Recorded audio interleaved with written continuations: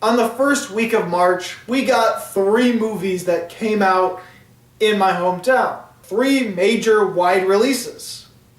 And so I might as well start talking about these 3 movies, and I might as well start with what most people probably found to be the most amazing of the 3, the most anticipated of the 3.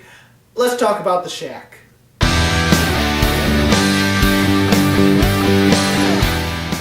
I know, I was being sarcastic. Not many people were looking forward to The Shack. Only people looking forward to this movie were the people that love to see religious films, felt it was a religious film, people that have read the book and want to see the movie, or a bunch of old folks that don't know any better, thinking it was going to be a feel-good movie, because there is a crowd for feel-good movies. Oh boy. And I was surprised. This was the most packed movie I've been to all year so far. Yes, The Shack was the most packed theater I've been into so far this year. I almost didn't get a ticket. If I wouldn't have gotten an advance ticket, I wouldn't have been able to see the show. It would have been sold out. Okay, what is The Shack about? Well, if you don't know already, this is based off of a book. Sam Worthington plays our main character. And I'm sure to most people that don't like Sam Worthington as an actor, or at least as a lead actor, are probably already dreading this, just knowing that he's the main lead in the film. But anyway, Sam Worthington plays our main character, and a tragedy happened to him. Well, there was a bad upbringing, but also a bad tragedy that happened to him. Yeah, he loses a loved one in a very horrific, very dark way. And I have to say, most people in the theater were completely shocked by how this loved one died. So, as you would expect, this leaves Sam Worthington's character as a very depressed man, doesn't want to go through living life, is angry with the world, angry with the person who took his loved one away, hatred and grief poisoning his insides. Well, one day during the winter, he finds a mysterious letter in his mailbox. A letter addressed to him by a person called Papa, who wants him to travel to the Shack. And the Shack being where his loved one was brutally killed. Thinking this could be the murderer or someone playing a terrible prank on him, he decides, I gotta see this for myself. I gotta see who this is. Goes to the Shack, and lo and behold, meets the Holy Trinity. Yes, meets God, the Holy Spirit, and Jesus. And now all 3 of them want to help him heal, want to help him forgive and let go of the terrible tragedy that is poisoning his life, and help him to have a better understanding of what God does and how you shouldn't hate him. And that's The Shack. Alright, first and foremost, I wasn't completely bored with this movie, but for the most part it was a movie that I would consider meh. But I gotta start with what I liked about it. Well, some of the acting was good. Octavia Spencer plays God, plays Papa, and obviously she is the best of the bunch in this movie.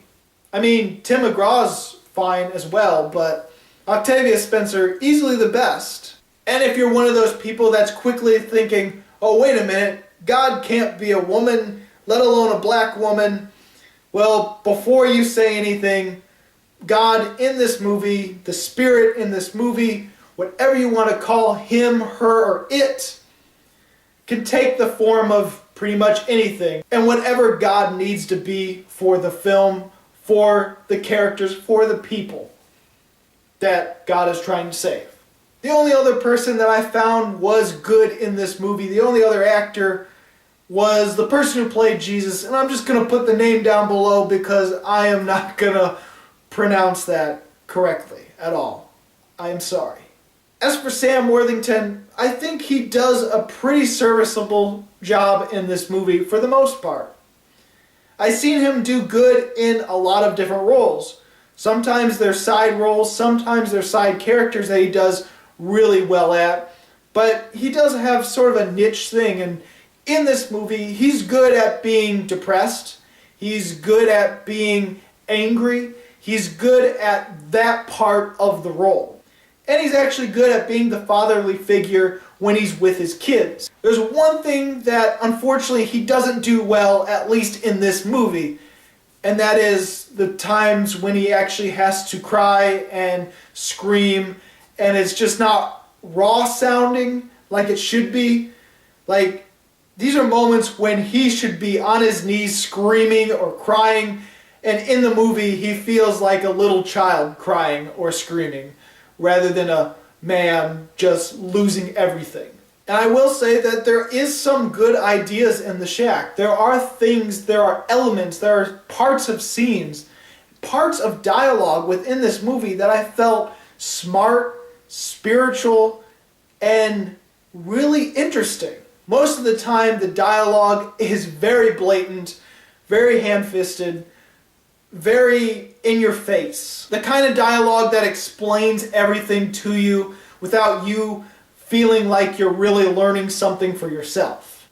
But there are times in this movie where the dialogue is actually smart and subtle. There are times when a little line of dialogue is said and it means so much. And I think, wow, why can't the dialogue be more like this throughout most of the movie? Let me give you an example. The way the movie sets up God as being able to turn into whatever is needed to help people he wants to help, it's done by a very simple line. There's a moment when Sam Worthington is talking to Octavia Spencer, and he's like, I kind of pictured you with a white beard and stuff, and well, she jokingly says, I think you're thinking of Santa Claus. Let me tell you, I felt that joke to be lame, but everyone in the entire theater was laughing their asses off. But after that lame joke, she actually says a line that implies, yeah, she can take the form of anything that's needed. She says something along the lines of, you need a mother figure right now. Implying, yeah, she took the form of a woman because a mother is what you need at this moment, at this point of the healing, rather than a father figure. And there are little moments of subtle dialogue throughout this movie that feel like, hey, I'm learning it for myself. The movie's not telling it to me.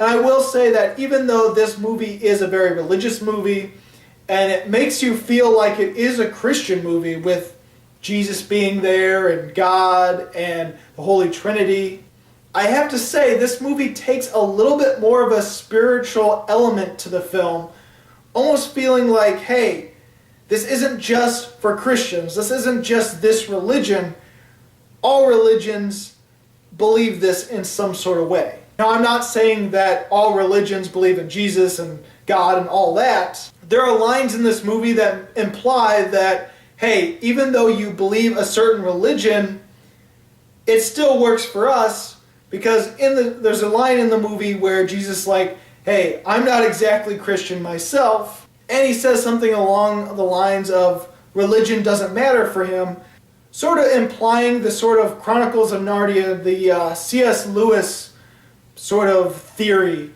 And if you don't know what I'm talking about with that, there is a sort of C.S. Lewis line. C.S. Lewis is the author of the Chronicles of Narnia.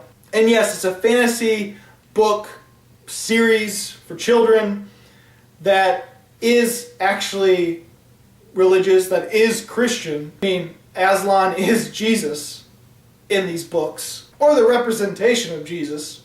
And in the last book, there is a clash between two different religions.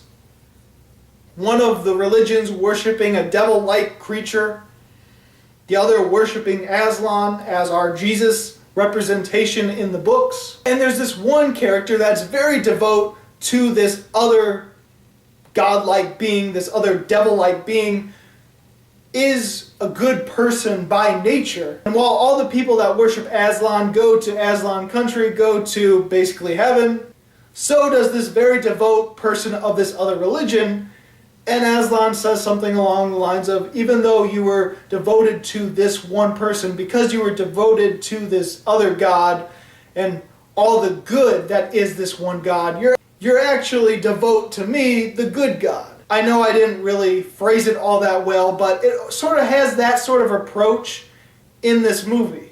And so in a way it tries to encompass other things other than pure Christianity, which honestly I liked about the movie. But honestly, that was the only good things about this movie. For the most part, this was really long, really boring, very cheesy, with some really bad dialogue most of the time. I already told you the good actors in this movie, and Sam Worthington's mixed performance in the movie.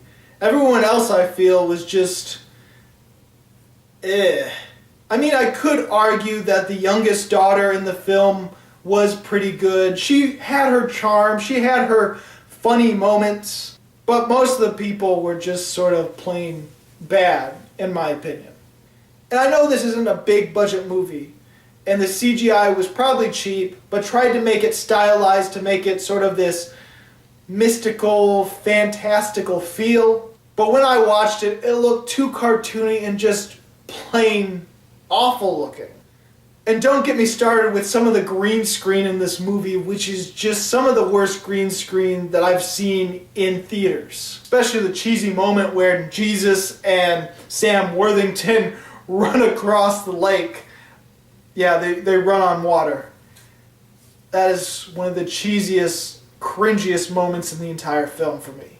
And while there is interesting ideas in this movie, there are scenes that once they get to the shack, once they get to Jesus and God and the Holy Spirit, all the lessons that Sam Worthington learns, all the scenes where he talks to each one of them, earning and learning something else, it takes way too long for him to realize the lesson, and I get it.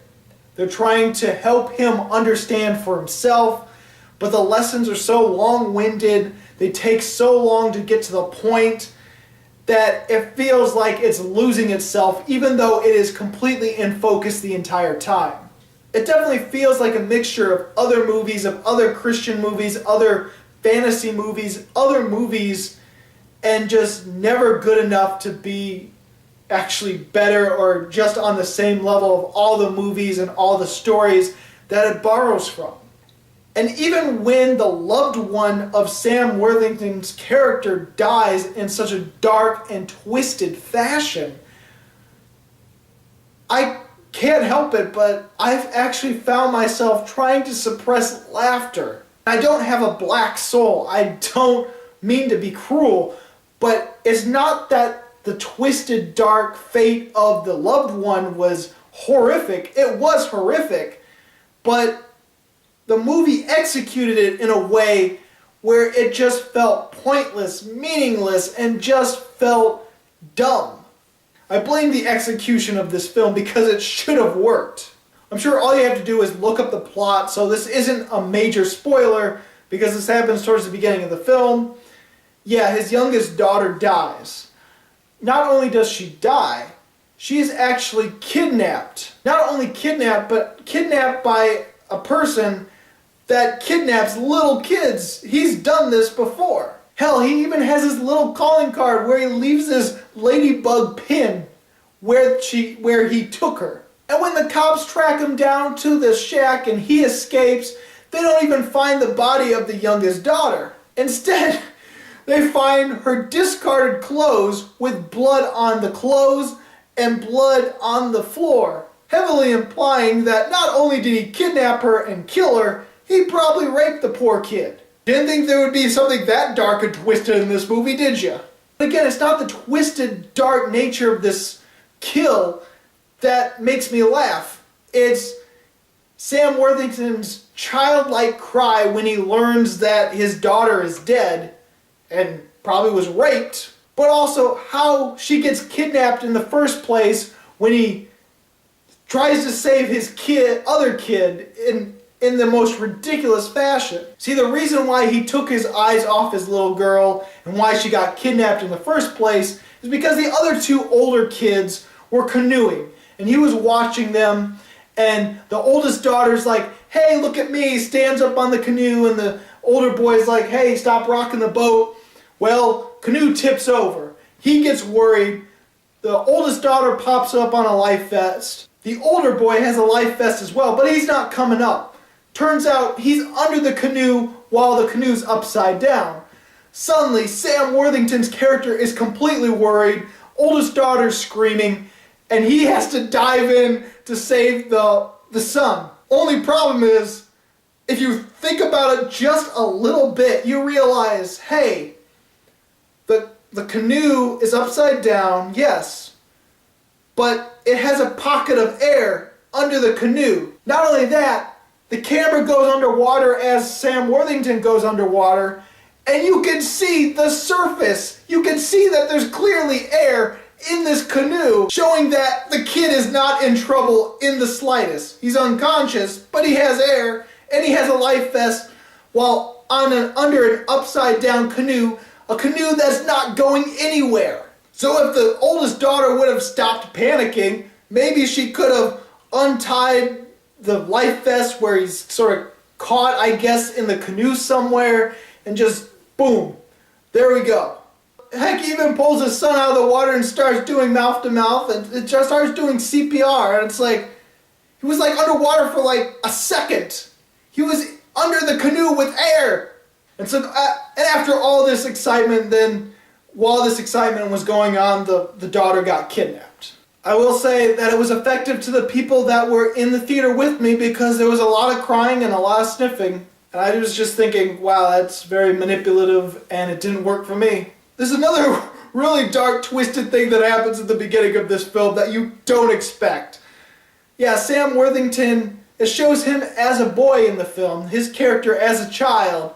And it turns out his father is an alcoholic, beats his mother, beats him, and has some sort of, he's not a preacher, but he has some sort of status in the religious community. And so Sam Worthington is like confessing to the preacher that he can't protect his mother from his father, who his father is beating his mother. So the father catches wind of that and takes Sam Worthington, takes this little boy out into the pouring rain, pushes him to this big tree, and just starts whipping him with a belt. And that's the beginning of our film, practically. And so what happens? Sam Worthington's character, our main character, as a young child, like under 13 years old at least, younger than that, definitely, I think, kills his freaking father. He kills his alcoholic father by putting rat poison in his alcohol. What the hell? And it just glances over that until finally at the end of the film, his father forgives him and he forgives his father. What? Oh yeah, this is a movie about forgiving, and while I do understand the message, and I feel there is an important message within the film, especially with guilt and how it poisons you and how it drowns you into this vengeance state.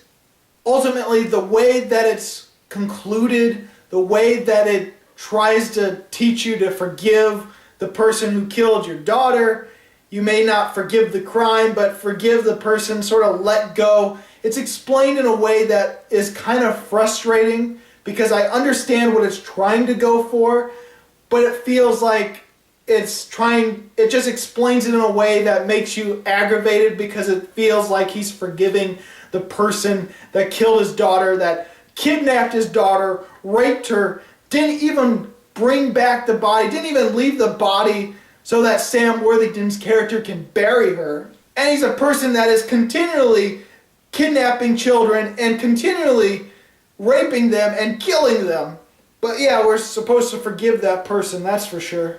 Like, I understand what the movie is trying to go for, but it's explained in a way that's kind of aggravating. And I will say that there is some poor editing choices in this movie. Not because of bad scenes, but because of the flow and the structure of the film that feels like it's chopped in a way that is completely unnecessary.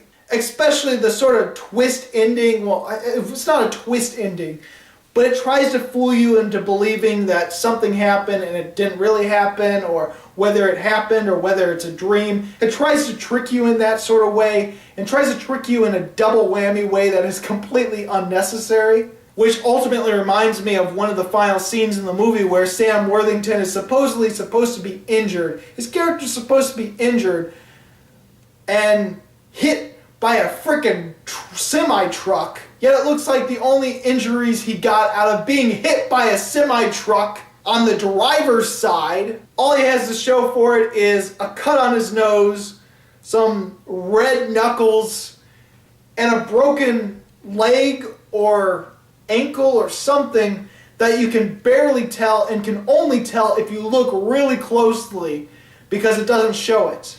Speaking of which, if he does have a broken leg, it is kind of ridiculous that he twists around in bed without any sort of pain and just completely free. It's like, aren't you supposed to at least pretend you're injured? I mean, your character got hit by a semi-truck.